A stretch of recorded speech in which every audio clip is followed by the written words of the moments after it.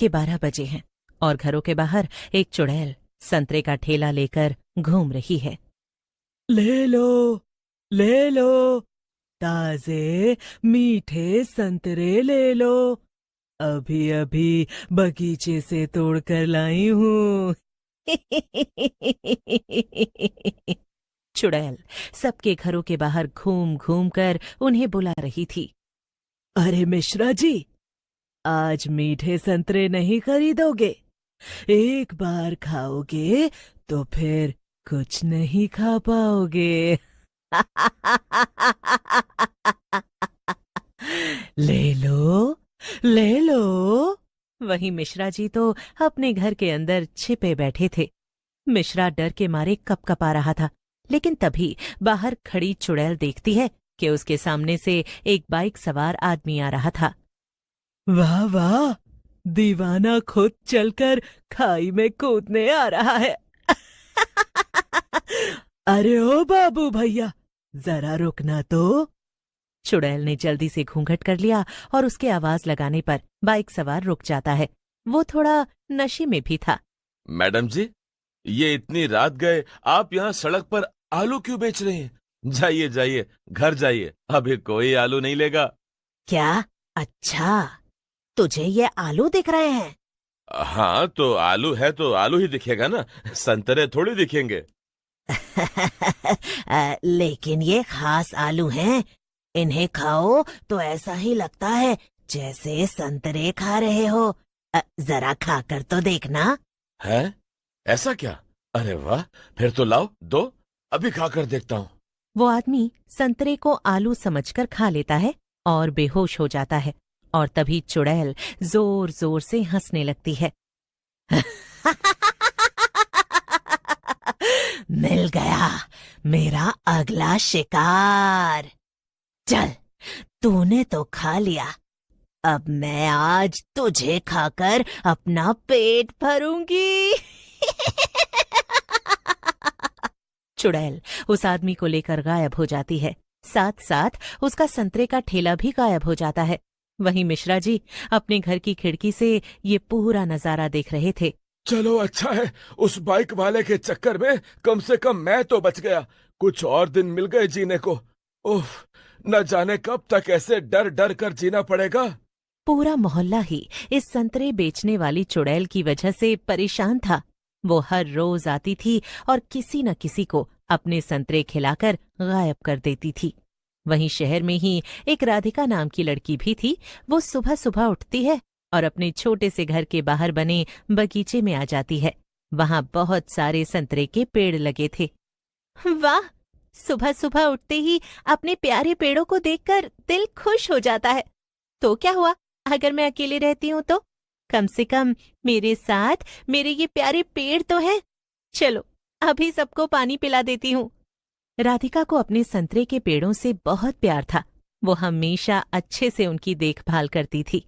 उसके पड़ोस में ही उसका बचपन का दोस्त रघु रहता था। वो आ जाता है। अरे राधिका, सुबह सुबह उठते ही पेड़ों को पानी देने लगी, कम से कम खुद तो नाश्ता कर लो। अरे रघु, मैं तो नाश्ता कर ही लूंगी, मैं चल फिर सकती हूँ। ये मेरे प्यारे पेड़ थोड़ी ना चल सकते हैं। सभी पेड़ों को पानी देकर राधिका वहीं बगीचे में कचौरी खाने बैठ जाती है। तभी रघु उससे कहता है, अरे राधिका, इस बार तो ये संतरे बड़े रसीले और मीठे लगते हैं, इन्हें बेचने में तो खूब फायदा होगा। हाँ रघु, सही कहा। मैं जल्दी ही इन्हें तोड़कर बाजार में बेचने जाऊंगी, लेकिन ज्यादा दाम में नहीं बेचूंगी। ऐसे दाम में ही बेचूंगी कि गरीब लोग भी मेरे प्यारे मीठे संतरे खरीद कर खा सकें। रघु चला जाता है और राधिका भी अपने काम में लग जाती है। दिन कब बीत जाता है पता ही नहीं चलता। रात में जब राधिका सोने जाती है, तभी अचानक से उसे बाहर बगीचे से एक अजीब सी आवाज सुनाई देती है। अरे, ये आवाज कैसी?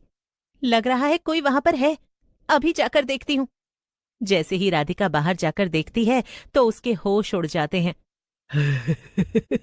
वाह वाह, मीठे रसीले संतरे, अब इन्हें ले जाकर लोगों को खिलाऊंगी और उन्हें गायब कर दूंगी। ये सब क्या हो रहा है? ये चुड़ैल मेरे बगीचे के संतरे क्यों तोड़ रही है? मगर इसे मैं रोकूं भी कैसे? राधिका देखती है कि संतरे तोड़ने के बाद चुड़ैल उन पर कुछ मंत्र फूंकने लगती है। ओम भट स्वाहा, बन जाओ मेरे जादुई संतरे। इतना कहने के बाद चुड़ैल बगीचे से बाहर चली जाती है और संतरों को अपने ठेले पर सजाकर उन्हें बेचने चली जाती है। ये सब देखकर तो राधिका को समझ ही नहीं आ रहा था कि वो क्या करे। अगले दिन वो रघु को बुलाती है और उसे सब बता देती है। एक काम करो, आज रात तुम मेरे साथ छिप कर देखना। रात होते ही दोनों राधिका के घर में चुड़ैल के आने का इंतजार करने लगते हैं और जैसे ही रात के 12 बजते हैं चुड़ैल संतरे तोड़ने आ भी जाती है। फिर से संतरे तोड़ूंगी, उन पर जादू करूंगी और अपना खाना ढूंढूंगी। रघु भी चुड़ैल को देखकर डर जाता है। चलो आज इसका पीछा करके देखते हैं। रघु अपनी दोस्त को ऐसे अकेला भी नहीं छोड़ सकता था, इसीलिए वो भी राधिका के साथ चुड़ैल का पीछा करने लगता है। चुड़ैल संतरे का ठेला लेकर फिर उसी मोहल्ले में पहुंच जाती है और जोर जोर से चिल्लाने लगती है। आओ आओ, मीठे रसीले संतरे ले जाओ। आओ आओ, मीठे रसीले। के 12 बजे हैं और घरों के बाहर एक चुड़ैल संतरे का ठेला लेकर घूम रही है।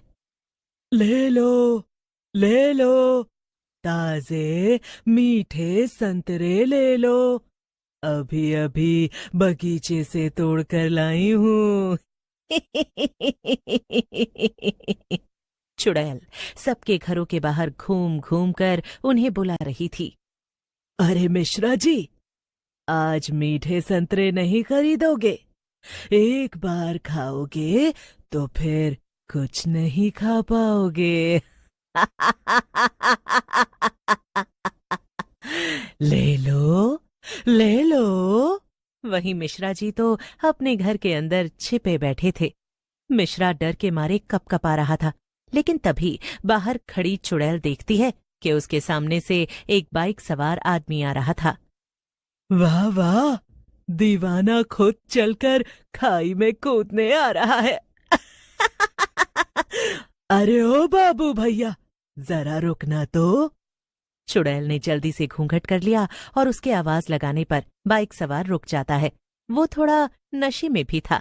मैडम जी, ये इतनी रात गए आप यहाँ सड़क पर आलू क्यों बेच रहे हैं? जाइए जाइए, घर जाइए, अभी कोई आलू नहीं लेगा। क्या? अच्छा, तुझे ये आलू दिख रहे हैं? हाँ, तो आलू है तो आलू ही दिखेगा ना, संतरे थोड़ी दिखेंगे।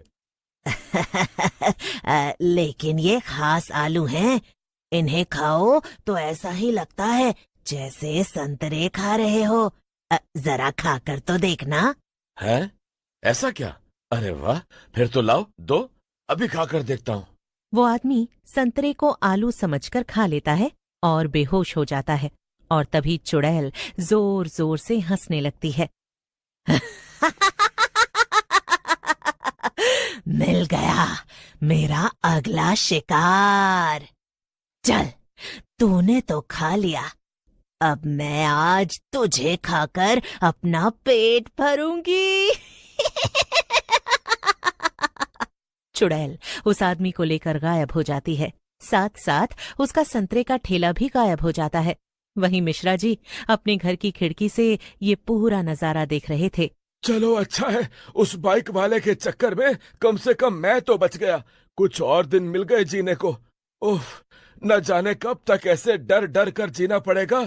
पूरा मोहल्ला ही इस संतरे बेचने वाली चुड़ैल की वजह से परेशान था। वो हर रोज आती थी और किसी न किसी को अपने संतरे खिलाकर गायब कर देती थी। वहीं शहर में ही एक राधिका नाम की लड़की भी थी। वो सुबह सुबह उठती है और अपने छोटे से घर के बाहर बने बगीचे में आ जाती है। वहां बहुत सारे संतरे के पेड़ लगे थे। वाह, सुबह सुबह उठते ही अपने प्यारे पेड़ों को देखकर दिल खुश हो जाता है। तो क्या हुआ अगर मैं अकेले रहती हूँ तो? कम से कम मेरे साथ मेरे ये प्यारे पेड़ तो हैं। चलो अभी सबको पानी पिला देती हूँ। राधिका को अपने संतरे के पेड़ों से बहुत प्यार था। वो हमेशा अच्छे से उनकी देखभाल करती थी। उसके पड़ोस में ही उसका बचपन का दोस्त रघु रहता था। वो आ जाता है। अरे राधिका, सुबह सुबह उठते ही पेड़ों को पानी देने लगी। कम से कम खुद तो नाश्ता कर लो। अरे रघु, मैं तो नाश्ता कर ही लूंगी, मैं चल फिर सकती हूँ। ये मेरे प्यारे पेड़ थोड़ी ना चल सकते हैं। सभी पेड़ों को पानी देकर राधिका वहीं बगीचे में कचौरी खाने बैठ जाती है। तभी रघु उससे कहता है, अरे राधिका, इस बार तो ये संतरे बड़े रसीले और मीठे लगते हैं। इन्हें बेचने में तो खूब फायदा होगा। हाँ रघु, सही कहा। मैं जल्दी ही इन्हें तोड़कर बाजार में बेचने जाऊंगी, लेकिन ज्यादा दाम में नहीं बेचूंगी। ऐसे दाम में ही बेचूंगी कि गरीब लोग भी मेरे प्यारे मीठे संतरे खरीद कर खा सकें। रघु चला जाता है और राधिका भी अपने काम में लग जाती है। दिन कब बीत जाता है पता ही नहीं चलता। रात में जब राधिका सोने जाती है, तभी अचानक से उसे बाहर बगीचे से एक अजीब सी आवाज सुनाई देती है। अरे, ये आवाज कैसी? लग रहा है कोई वहां पर है। अभी जाकर देखती हूँ। जैसे ही राधिका बाहर जाकर देखती है तो उसके होश उड़ जाते हैं। वाह वाह, मीठे रसीले संतरे। अब इन्हें ले जाकर लोगों को खिलाऊंगी और उन्हें गायब कर दूंगी। ये सब क्या हो रहा है? ये चुड़ैल मेरे बगीचे के संतरे क्यों तोड़ रही है? मगर इसे मैं रोकूं भी कैसे? राधिका देखती है कि संतरे तोड़ने के बाद चुड़ैल उन पर कुछ मंत्र फूंकने लगती है। ओम भट स्वाहा, बन जाओ मेरे जादुई संतरे।